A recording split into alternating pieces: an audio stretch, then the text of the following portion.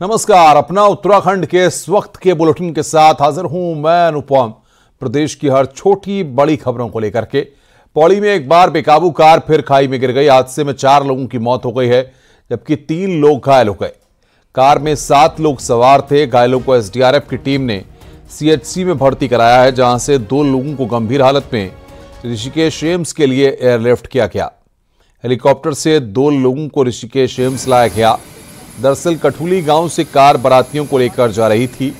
गांव वालों के मुताबिक ड्राइवर नशे में था, जिसकी वजह से यह हादसा हुआ है। आज भी पौड़ी में जो घटना हुई है, तुरंत दोनों मरीजों को हम यहाँ ले आए हैं और अभी तुरंत उनका उपचार शुरू हो गया है। मैं कह सकता हूँ कि जो संभव हो सकता है। ये सड़क हादसा होती यहाँ पे एसडीआरएफ की टीम हमारी मौजूद थी, जिसने सभी को बिल्कुल राहत कार्य करते हुए जो मृतक थे उनको भी निकाला है, घायलों को हॉस्पिटल पहुंचाया टाइम रहते हुए।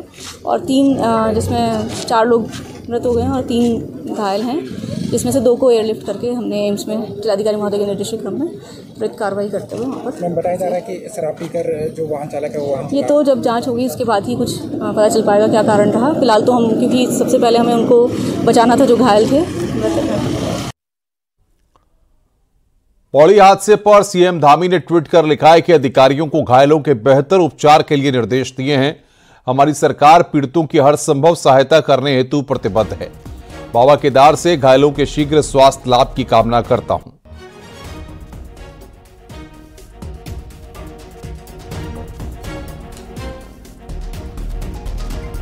रुद्रप्रयाग हादसे में घायल हुए लोगों से मिलने उत्तर प्रदेश के सीएम योगी आदित्यनाथ पहुंचे। सीएम योगी ने ऋषिकेश एम्स में हादसे में घायल लोगों से उनका हालचाल जाना, साथ ही एम्स में भर्ती अपनी मां के स्वास्थ्य की जानकारी ली। तो ये तस्वीर इस वक्त हम आपको दिखा रहे हैं जब अपनी मां से योगी आदित्यनाथ ने मुलाकात की। वो तस्वीर इस वक्त आप देख रहे हैं।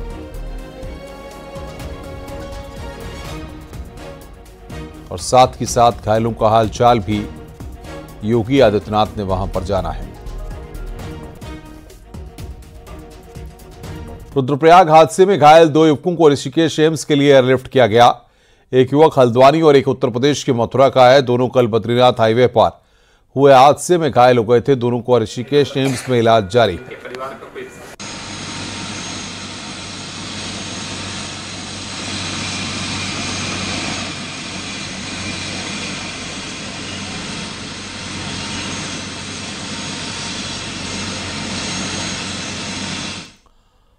रुद्रप्रयाग में हुए भीषण सड़क हादसे में घायल 12 लोगों का इलाज जारी है। रुद्रप्रयाग और ऋषिकेश एम्स में घायलों का इलाज चल रहा है। कल हुए हादसे में कुल 12 से ज्यादा लोगों की मौत हुई थी। 14 लोगों की मौत हो गई थी। सीएम पुष्कर सिंह धामी ने हादसे को लेकर जांच के आदेश दे दिए हैं। साथ ही आगे ऐसा हादसा न हो, इसके लिए परिवहन विभाग को दिशा निर्देश दिए गए हैं।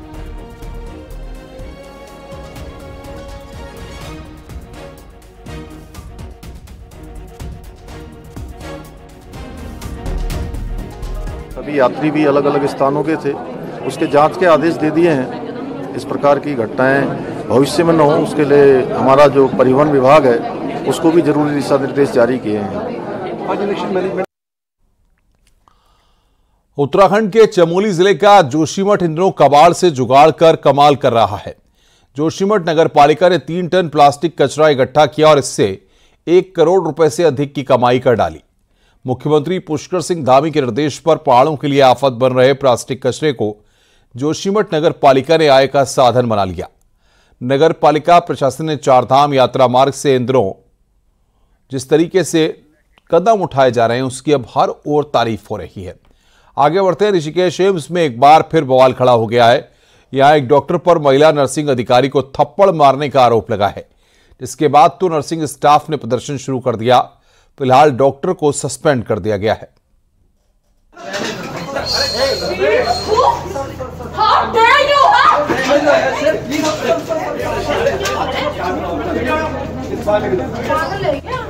ये कितना बदतमीज इंसान है। बेवकूफ औरत, कुछ नहीं समझ में आया। लैंग्वेज सिर्फ इतना गंदा ना मैं भी बोल सकती हूं। अरे चुप, तू चुप। कहां से निकल? तू निकल। बेवकूफ लड़की, घटिया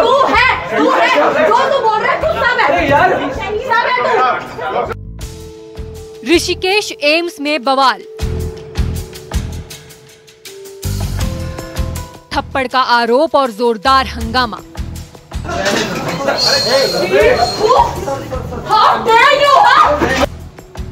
एक तरफ डॉक्टर है तो दूसरी तरफ अस्पताल की नर्सिंग ऑफिसर। दोनों की गर्मागर्म बहस हो रही है।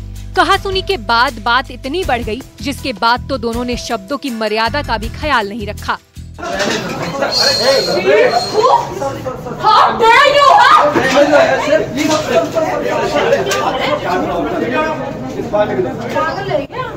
ये कितना बदतमीज इंसान है, बेवकूफ औरत, कुछ भी नहीं समझ में लैंग्वेज, सिर्फ इतना गंदा मैं भी बोल सकती हूँ। अरे चुप, तू चुप, कहाँ से निकल, तू निकल, बेवकूफ लड़की, तू है बेवकूफ, तू है, जो तू बोल रहा है तू सब है यार, सब है तू। मौके पर दूसरे डॉक्टर और नर्सिंग स्टाफ की टीम भी है। दोनों को समझाने की भरसक कोशिश हुई, लेकिन दोनों का गुस्सा 7वें आसमान पर पहुंचा हुआ है। कोई भी समझने को राजी नहीं है। काफी देर तक हंगामा चलता रहा। किसी तरह डॉक्टर को वहां से दूसरी जगह ले जाया गया। आप सिर्फ अपने ईगो के बारे में बात करें, मैं पेशेंट के बारे में बात कर रहा हूँ। हम भी करते हैं डॉक्टर राशिद, हम भी सारे पोस्ट ऑफ पेशेंट लेकर आते हैं। आप प्लीज पेशेंट को ले जाइए यहाँ से। आप क्यों नहीं समझ रहे? उधर मास कैजुअलिटी आई हुई है, आपको कुछ अक्ल है कि नहीं यार? मेरे को है, मैं इस वार्ड में काम कर रही हूँ, है मेरे को अक्ल। अरे यार ये पहला पेशेंट लेके पर्सनली वो का इशू बना रही हो तुम। पेशेंट को यहाँ से ले जाओ प्लीज। मास कैजुअलिटी है, नहीं समझ में आ रहा क्या?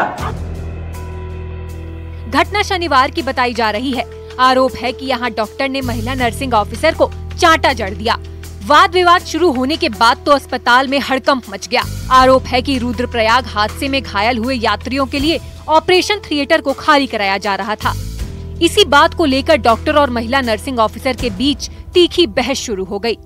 गुस्साए नर्सिंग अधिकारियों ने सीएमएस ऑफिस के आगे प्रदर्शन कर मामले में कार्रवाई की मांग की। फिलहाल डॉक्टर को सस्पेंड कर दिया गया है। पिछले दिनों ऋषिकेश का एम्स अचानक चर्चा में आ गया था, जब एक नर्सिंग ऑफिसर पर महिला डॉक्टर से छेड़छाड़ का आरोप लगा था। इसके बाद तो अस्पताल में काफी हंगामा हुआ। अब एक बार फिर इसी एम्स में बखेड़ा खड़ा हो गया। ऋषिकेश से न्यूज़ 18 के लिए आशीष डोभाल की रिपोर्ट।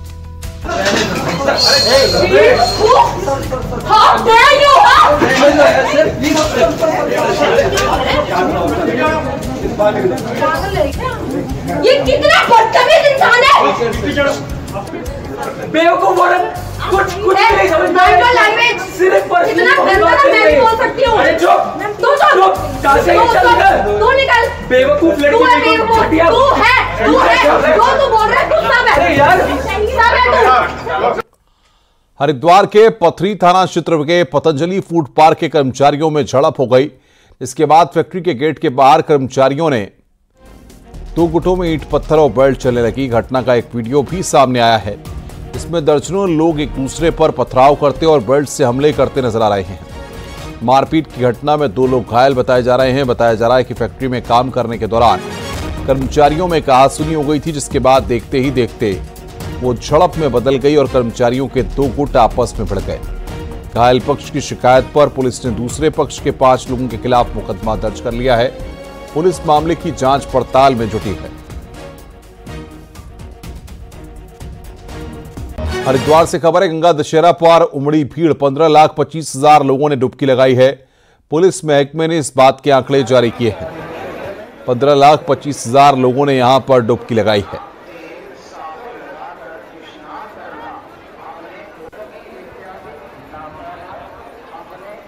देहरादून में इलेक्शन मैनेजमेंट कमेटी की बैठक हुई, जिसमें प्रदेश प्रभारी, प्रदेश अध्यक्ष, मुख्यमंत्री, संगठन महामंत्री शामिल हुए। मुख्यमंत्री पुष्कर सिंह धामी ने कहा कि बैठक में सभी को आने वाले दिनों के कार्यक्रमों के बारे में जानकारी दी गई है। तो लोकसभा चुनाव में काम करने वाले कमेटी के सभी सदस्यों को धन्यवाद दे दिया गया।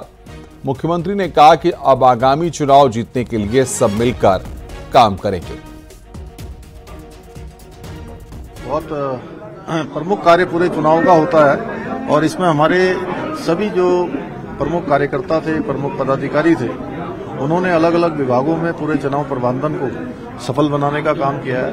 और आगे चूंकि हमारे बहुत सारे कार्यक्रम पार्टी के होने हैं, सरकार के बहुत सारे कार्यक्रम हैं, उन सभी में सबकी सहभागिता होनी, हमारा सरकार और संगठन सब मिलकर आगामी कार्यक्रमों को भी सफल बनाएंगे। जो हमारे सामने आने वाले चुनाव हैं उन चुनावों में भी हमारा संगठन अंतिम व्यक्ति तक पहुंचे। हमारे पन्ना प्रमुख, बूथ अध्यक्ष, सारे लोगों ने काम किया है। उनके माध्यम से हम सबको धन्यवाद भी करते हैं, उन सबको शुभकामनाएं देते हैं, बधाई देते हैं। भारतीय जनता पार्टी ने मंगलौर और बद्रीनाथ सीट के उपचुनाव की जिम्मेदारी दोनों क्षेत्रों के सांसदों को सौंपी है। बद्रीनाथ सीट का जिम्मा पौड़ी गढ़वाल से सांसद अनिल बरूनी को सौंपा गया है, तो मंगलौर सीट में चुनाव का जिम्मा हरिद्वार से सांसद त्रिवेंद्र सिंह रावत संभालेंगे। वहीं मंत्री धन सिंह रावत को बद्रीनाथ सीट पर इलेक्शन मैनेजमेंट प्रभारी बनाया गया है, तो मंगलौर में यह जिम्मेदारी पूर्व मंत्री ईश्वरानंद को सौंपी गई है।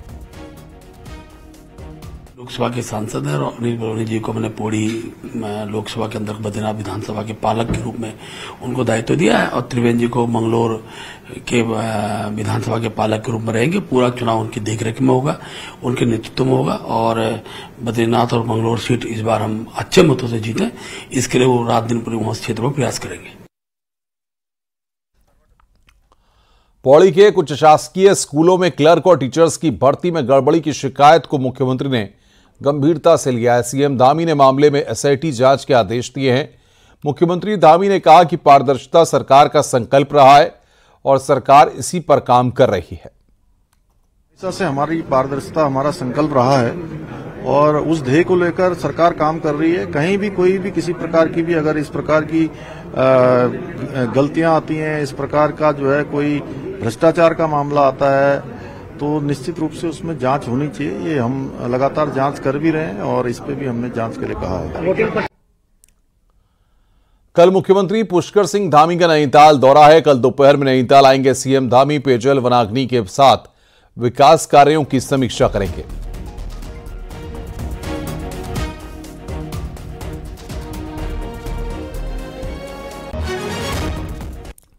उत्तराखंड में उद्यान विभाग में हुए घपले मामले में सीबीआई कार्रवाई कर रही है। कॉर्पोरेटिव बैंक में भर्ती घपले की जांच का अब तक खुलासा नहीं हुआ। वहीं हरिद्वार में कृषि विभाग में घपलेबाजी सामने आई है। मंत्रियों के विभागों में घपलों को बीजेपी प्रदेश प्रभारी दुष्यंत गौतम ने गंभीर मामला बताया है। दुष्यंत गौतम ने कहा कि इस बात की जानकारी बीजेपी के केंद्रीय नेतृत्व को है। वहीं कांग्रेस प्रदेश अध्यक्ष करण मारा का कहना है कि मंत्रियों के विभागों की जांच होनी चाहिए ताकि घपले सामने आ सकें।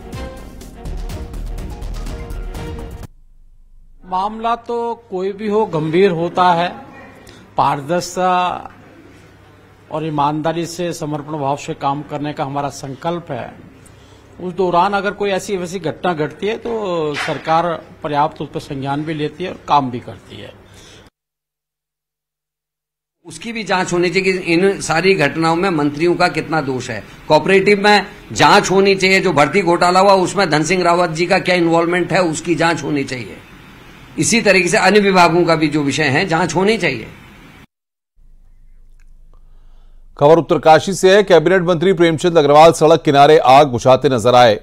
यमुनोत्री धाम की यात्रा पर जा रहे मंत्री प्रेमचंद अग्रवाल ने जंगलों की आग सड़क पर आते देखी तो गाड़ी से उतरकर आग बुझाते हुए वो दिखाई दिए। बता दें कि जंगल में आग की लगातार घटनाएं सामने आ रही हैं। आग से अब तक लाखों की वन संपदा जलकर राख हो चुकी है। कैबिनेट मंत्री प्रेमचंद अग्रवाल जल संरक्षण अभियान के तहत आज उत्तरकाशी पहुंचे, जहां उन्होंने बग्याल गांव में आयोजित जल उत्सव कार्यक्रम में बतौर मुख्य अतिथि शिरकत की।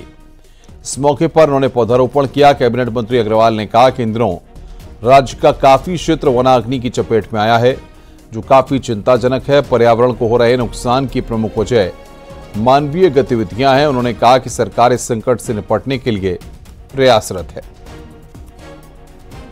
कल है वो जल की समस्या को लेकर आज उसकी चिंता करने के लिए ये कार्यक्रम आयोजित कर रहे हैं। और जिस प्रकार से हमारी प्रदेश सरकार ने 10 तारीख से 16 तारीख तक इस सप्ताह को मनाने का निर्णय लिया, आज मैं इस उत्तरकाशी के इस स्थान पे यहाँ उपस्थित हूँ। मैं देख रहा हूँ कि यहाँ की महिलाएं बहुत जागरूक मुझे दिखाई दे रही है, यहाँ की बहुत जागरूक दिखाई दे रही है। और वैसे किसी जानकार ने कहा है कि तीसरा विश्व युद्ध यदि होगा तो जल पे होगा, यानी कि आने वाला कल जो है जल के संकट के लिए कुछ भी हो सकता है। 100 साल के लंबे इंतजार के बाद जौनसार बावर के आराध्य देव चालदा महाराज अपनी प्रवास यात्रा पर दुआ गांव पहुंचे। इससे पहले महाराज गढ़ता गांव में थे, जहां से तकरीबन 20,000 लोगों के साथ महाराज की पालकी देवचिन्ह दोहा गांव पहुंचे। महाराज की पालकी के गांव में पहुंचते ही चालदा महाराज के दर्शन के लिए लोगों की भीड़ उमड़ पड़ी। चालदा महाराज 2 साल तक दोहा गांव में प्रवास पर रहेंगे।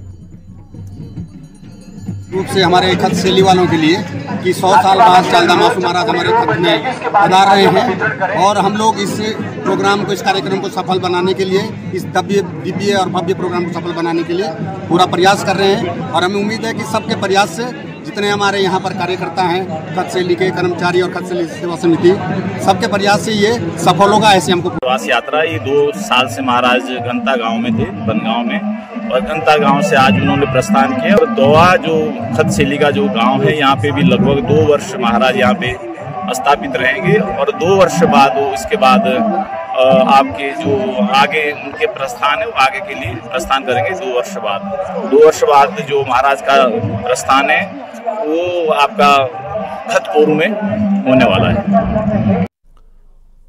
2013 की आपदा में मरने वाले लोगों की आत्मा की शांति के लिए बद्रीनाथ धाम, केदारनाथ धाम में विशेष पूजा रखी गई। साथ ही मृतकों को श्रद्धांजलि दी गई। बता दें कि 2013 की आपदा में 6000 से ज्यादा लोग मारे गए थे। केदारनाथ आपदा की वर्षी पर आज मैं उन सभी हुतात्माओं के प्रति अपनी विनम्र श्रद्धांजलि अर्पित करता हूं। वर्ष 2013 की केदारनाथ आपदा के पश्चात जो बीभत्स दृश्य देश दुनिया ने केदारपुरी का देखा था, उस समय कई तरीके के आशंकाएं मन में आती थी, कई सवाल उठते थे कि क्या फिर से केदारपुरी नए स्वरूप में उभरेगी, जो यात्रा है केदारपुरी की क्या वो फिर से संचालित होगी, सुचारू होगी। लेकिन आप जानते हैं कि वर्ष 2014 में केंद्र में प्रधानमंत्री के रूप में माननीय नरेंद्र मोदी जी ने पदभार ग्रहण किया, तो उन्होंने केदारनाथ धाम के पुनर्निर्माण को अपनी प्राथमिकताओं में सम्मिलित किया। साल 2013 में केदारनाथ में आई आपदा के बाद से आज केदारपुरी का नजारा पूरी तरह से बदल गया है। केदारनाथ का भव्य और दिव्य रूप देखने का काम लगातार जारी है। केदारनाथ पुनर्निर्माण काम पीएम मोदी का ड्रीम प्रोजेक्ट है और पीएम खुद पूरे काम का ब्यौरा भी अधिकारियों से लेते हैं। केदारनाथ धाम का पुनर्निर्माण के 2 जोन के काम पूरे हो गए हैं। वहीं मंदिर के सेंट्रल एक्सेस और अप्रोच रोड का निर्माण कार्य हो रहा है। केदारपुरी के पुनर्निर्माण के अंतर्गत 50 फीट चौड़े गलियारे का कार्य पूर्ण हो चुका है। इसके अलावा केदारनाथ धाम में 54 मीटर स्पान सेतु का निर्माण कार्य भी प्रगति पर है। इसके साथ ही तीर्थ पुरोहितों के आवास भी बन रहे हैं। माननीय प्रधानमंत्री जी के विजन और हमारे प्रदेश के माननीय मुख्यमंत्री जी के मार्गदर्शन में जो पुनर्निर्माण के कार्य केदारपुरी में चल रहे हैं, उससे केदारपुरी एक दिव्य और भव्य स्वरूप लेती जा रही है।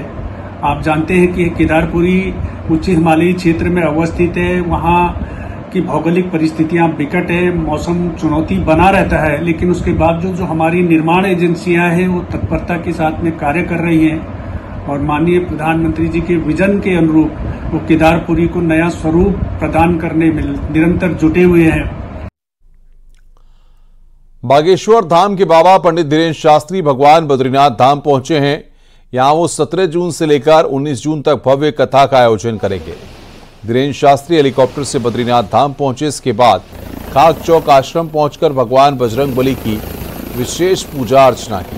बोल बागेश्वर धाम की।